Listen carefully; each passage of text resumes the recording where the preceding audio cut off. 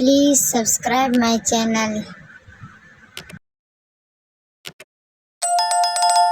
चिड़िया के पति की एक हादसे में मौत हो गई थी, जिस कारण वे चिड़िया अब अकेले ही अपने घर को चला रही थी। ये लो मानो, मैंने तुम्हारे लिए गरम गरम समोसे बनाए हैं। चलो जल्दी से खा लो, फिर तुम्हें स्कूल भी जाना है। हाँ हाँ मम्मा, मैं अभी खाता हूँ समोसे। परंतु मैं सोच रहा हूँ क्यों ना मैं आज स्कूल की छुट्टी कर लूँ और सारा दिन घर में रहूँ आराम से। मानो कोई छुट्टी वुट्टी नहीं होगी स्कूल की, सीधी शराफत से स्कूल जाओ। मैं तुम्हारी पढ़ाई के लिए देखो दिन रात मेहनत करती हूँ, और अगर तुम इसी तरह छुट्टियाँ करोगी तो तुम बड़े होकर कामयाब कैसे होगे। अच्छा ठीक है मम्मा, मैं चला जाता हूँ स्कूल। फिर मानो चिड़ा समोसे खाकर स्कूल चला जाता है। मानो चिड़ा तो चला गया, अब अपना समोसों का ठेला खोल लेती हूँ मैं। ये कहकर मीनू चिड़िया अपने काम पर चली जाती है। मीनू चिड़िया गरम गरम स्वादिष्ट समोसे बना रही थी और उसके पास तो पक्षियों की भीड़ लग जाती है।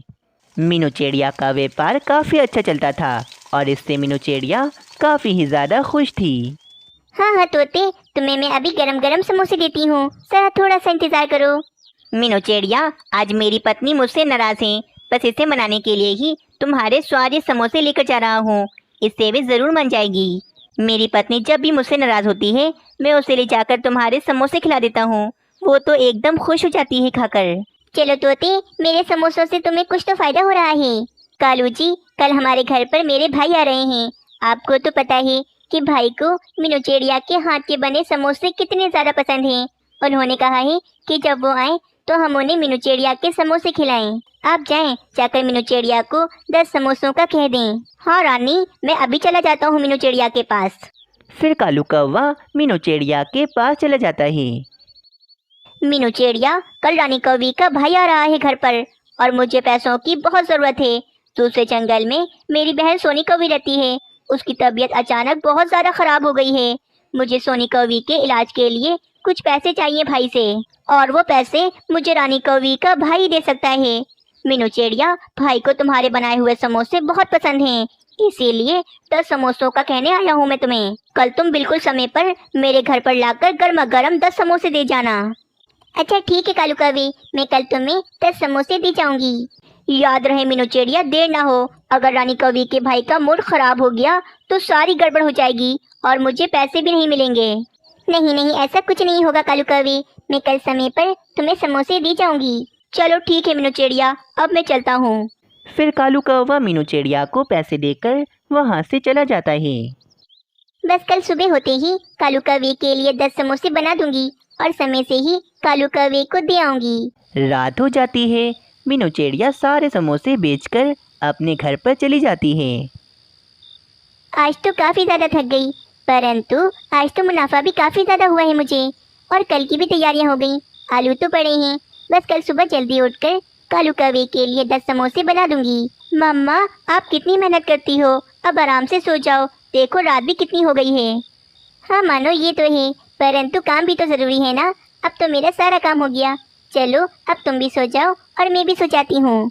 फिर वे माँ बेटा आराम से सो जाते हैं। आधी रात होते ही जंगल में तेज हवाएं चलने लगती हैं और अचानक जंगल में तेज बारिशें शुरू हो जाती हैं। मीनू चिड़िया के घर की छत थोड़ी सी टूटी हुई थी, जिस कारण बारिश का पानी उसके घर में आ रहा था और सीधा आकर आलू की बोरी पर गिर रहा था। मीनू चिड़िया तो बेखबर सो रही थी, उसे तो इस बात का पता ही नहीं था। अगली सुबह हो जाती है, परंतु बारिश तो रात की तरह तेज हो रही थी। अरे वाह, आज तो काफ़ी ज़्यादा तेज़ बारिश हो रही है और इस बारिश की वजह से पक्षी मेरे बहुत सारे समोसे खाएंगे और आज मुझे काफ़ी ज़्यादा कमाई होने वाली है। हाँ मम्मा, ये बारिश तो हो रही है, परंतु बारिश की सुगंध की जगह ये गंदी सी बू कहाँ से आ रही है। हाँ मानो, मैं भी यही सोच रही हूँ, ये गंदी बदबू कहाँ से आ रही है। तभी मानो चिड़े की नज़र आलू की बोरी पर पड़ती है। वे सारे आलू तो पानी में भीगने की वजह से अब पूरी तरह से सड़ चुके थे और उन सड़े हुए आलूओं में से काफ़ी ही बुरी बू आ रही थी।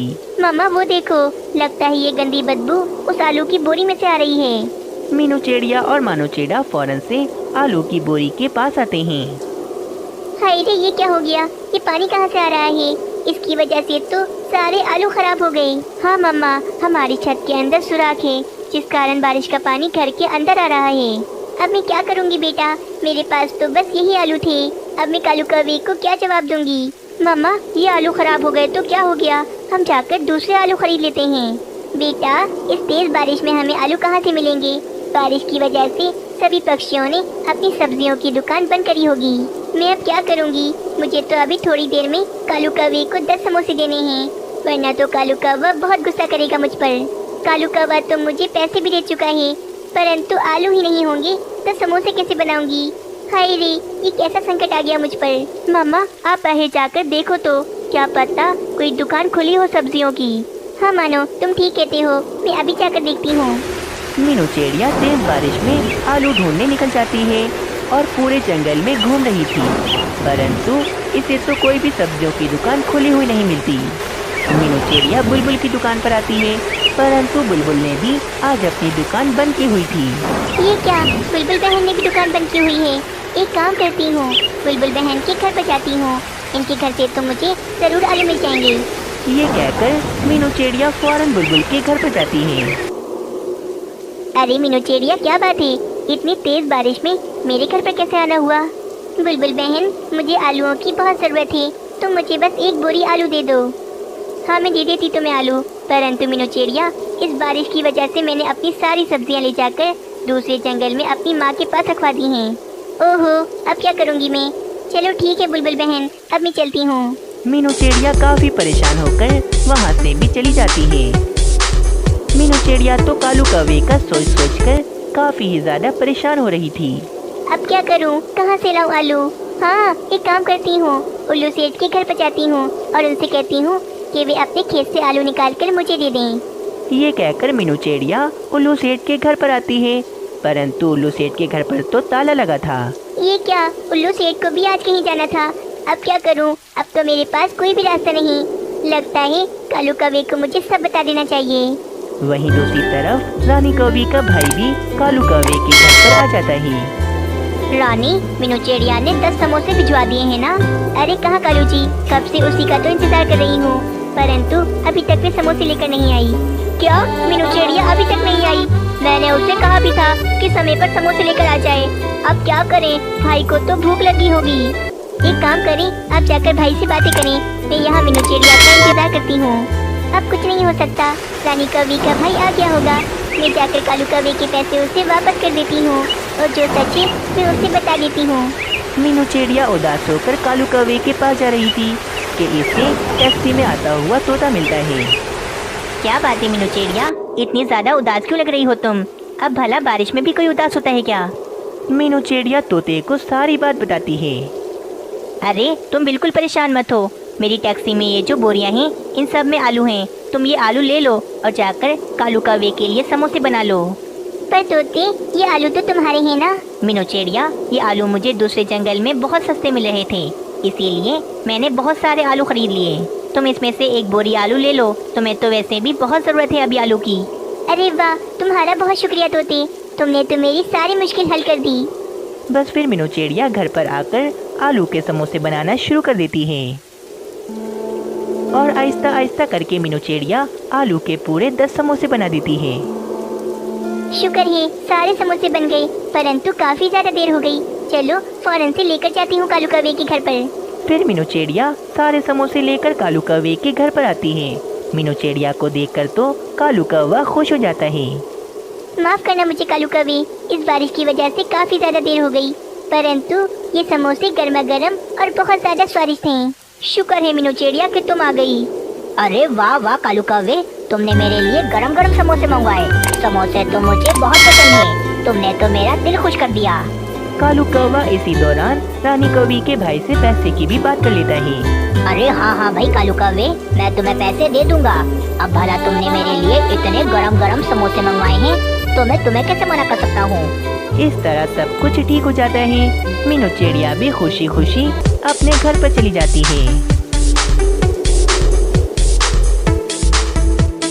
टुनटुनी ससुराल में बहुत से सपने सजा कर आई थी। सोचा था बंटी की नौकरी है, अच्छा घर है, जो तंगी मायके में देखी है वो ससुराल में नहीं मिलेगी। छोटा परिवार है, बंटी की 2 बहनें और माँ है, पिताजी थे नहीं, ससुराल में राज करूंगी। कुछ दिन बहुत अच्छे बीते, मगर एक दिन पता चला कि बंटी की नौकरी छूट गई। सारे सपने हवा हो गए। अब हम क्या करें बंटी, कहाँ से खर्चा चलेगा? अभी तुम्हारी 2 जवान बहनें भी कुंवारी हैं, उनकी भी शादी करनी पड़ेगी, कैसे होगा सब? क्या करूं टुनटुनी, कंपनी घाटे में चल रही थी इसलिए बंद हो गई, पर तुम चिंता मत करो, सब ठीक हो जाएगा।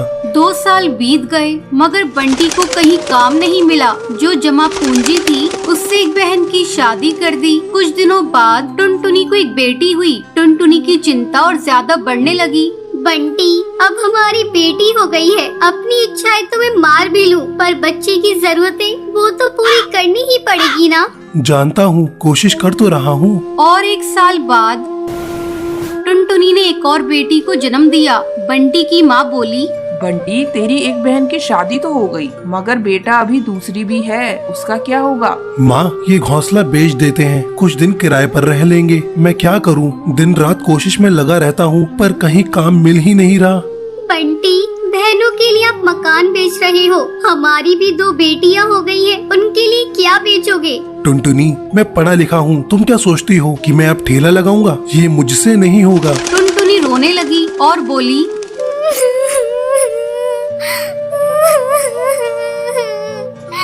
तो क्या मैं अपने बच्चों के लिए 10 रुपए के अनाज के लिए भी तरसती रहूं? दोनों बच्चियां दाने के लिए रोती रहती है, क्या पानी से उनका पेट भरती रहूं? जब तक कोई नौकरी नहीं मिलती तब तक तो कुछ कर ही सकते हो, या मुझे ही काम करना पड़ेगा? नहीं, हमारे घर की बहू बेटी बाहर काम नहीं करती। टुनटुनी बहुत दुखी रहने लगी। कुछ समय बाद घर बेचकर दूसरी बहन की शादी भी हो गई। अब तो रोज ही बंटी और टुनटुनी के बीच में लड़ाई रहने लगी। एक दिन बेरोजगारी से तंग आकर बंटी ने आत्महत्या कर ली। टुनटुनी के सारे सपने टूट गए।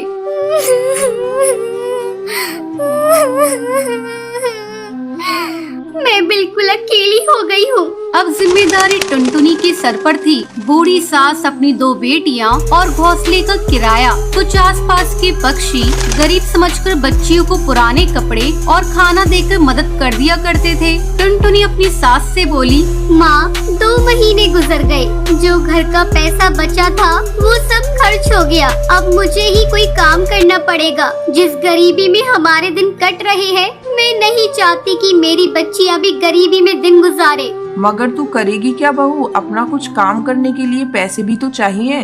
कोई बात नहीं माँ, कोई तो मदद कर ही देगा। टुनटुनी ने सब रिश्तेदारों से मदद मांगी, पर किसी ने कोई मदद नहीं की। सब ये सोचते थे कि ये इतनी गरीब है, कहाँ से चुकाएगी। मायके से भी किसी तरह की कोई मदद नहीं मिली। टुनटुनी निराश हो गई और दुखी होकर रोने लगी।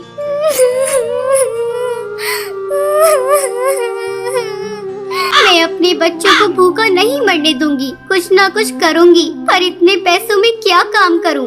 एक दिन उसे उसके ही जंगल का एक चिड़ा गोलू मिला। वो टुनटुनी की शादी से पहले टुनटुनी को बहुत पसंद करता था, लेकिन उससे कभी कुछ कह नहीं पाया था। अरे टुनटुनी, कैसी हो तुम? और यहाँ कैसे? और ये क्या हाल बना रखा है तुमने अपना? गोलू, मैं ठीक हूँ, यहाँ पास में ही मैं किराए पर रहती हूँ। मगर पति तो नौकरी करते थे, फिर किराए पर कैसे?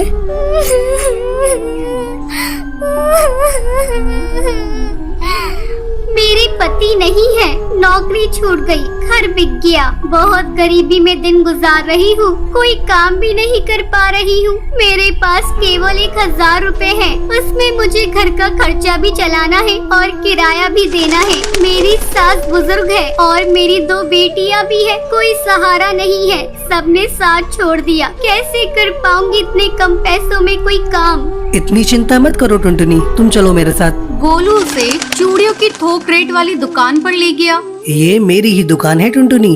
फ्री में देकर तुम्हारे आत्मसम्मान को ठेस नहीं पहुंचाना चाहता, इसलिए ये 1000 रुपए की चूड़ियां दे रहा हूँ। बाजार में इनकी कीमत बहुत ज्यादा है, पर मैं तुम्हें ये आधे रेट में दे रहा हूँ। लेकिन तुम इन्हें 20 रुपए दर्जन बेचना। ये बहुत सुंदर चूड़ियां हैं, पहले कम बेचना और जैसे ही मुनाफा दिखाई दे 30 रुपए दर्जन बेचना। टुनटुनी बहुत खुश हुई। उसकी सारी परेशानी का हल जो उसे मिल गया था, वो चूड़ियाँ बेचने लगी। चूड़ी ले लो, चूड़ी रंग बिरंगी चूड़ी ले लो, सुहागों वाली चूड़ी ले लो। वो डाल डाल जाकर चूड़ियाँ बेचती और बीच बीच में आकर अपनी बेटियों को भी देख लेती। आसपास के पक्षी उसे गरीब समझकर मोल भाव भी नहीं करते। सबको उसकी चूड़ियाँ पसंद आने लगी और उसकी खूब बिक्री होने लगी। चूड़ियाँ तो टुनटुनी के पास ही सुंदर होती हैं, उसी से खरीदेंगे। तीज त्योहार पर और शादियों में चूड़ी पहनाने के लिए उसे ही बुलाया जाता था, जिसमें उसकी कमाई अच्छी हो जाती थी। इस तरह 1 साल गुजर गया। टुनटुनी के अच्छे दिन आने लगे। टुनटुनी गोलू से बोली, गोलू, तुम्हारा बहुत बहुत धन्यवाद। तुम्हारी वजह से मैं आज अपनी गृहस्थी चला रही हूँ, नहीं तो भूखे मरने की नौबत आ गई थी। ये तो तुम्हारी मेहनत है टुनटुनी, मैंने कुछ नहीं किया। जितनी मेहनत करोगी उतना ही अच्छा फल मिलेगा। इसलिए कहते हैं मेहनत करने वालों की कभी हार नहीं होती। दोस्तों, आपको हमारी आज की कहानी कैसी लगी? हमारी कहानी को लाइक करें, कमेंट करके अपनी राय हमें दें। आपके कमेंट और लाइक हमारे हौसले को बढ़ाते हैं। अगर आप हमारे चैनल पर नए आए हैं तो हमारे चैनल को सब्सक्राइब करना ना भूलें। आपका धन्यवाद।